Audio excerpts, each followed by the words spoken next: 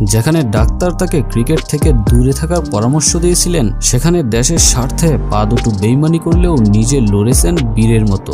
যেই পায়ে অলরেডি 7-8টা অস্ত্রোপচার হয়েছে, সেখানে আর ইনজুরি হয়েই বা লাভ কি। ঘাড়ের রগটা বাঁকা করে উঠে পড়েন বল হাতে। আর মাশরাফির ক্রিকেটের প্রতি এমন উৎসর্গ দেখে যে কেউ তাকে শ্রদ্ধা করতে মোটেও ভুল করবেন না। তাই হয়তো নিরাপত্তা ইস্যুর বলয় ভেঙে গ্যালারির প্রাচীর টপকে প্রিয় মানুষটার কাছে ছুটে আসলেন তার এই অন্ধভক্ত। নিরাপত্তার ইস্যু নিয়ে যখন দেশের ক্রিকেট আঙ্গনে আতঙ্ক, সেখানে তার ভক্তের এমন পাগলামিটা শুধুই সাহসিকতা নয়, বরং দুঃসাহসিকতা। তবে মাশরাফি তাকে বুকে টেনে নিতে মোটেও ভুল করেননি। এত বাধার পরেও নিজের ভক্তকে সেদিন বুকে আগলে নিয়েছিলেন তিনি।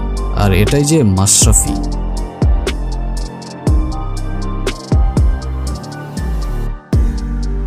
নাম্বার 1, সাকিব আল হাসান। বাংলার ক্রিকেটের রকিং স্টার, যিনি ক্রিকেটে নিজের আধিপত্য দিয়ে জয় করেছেন কোটি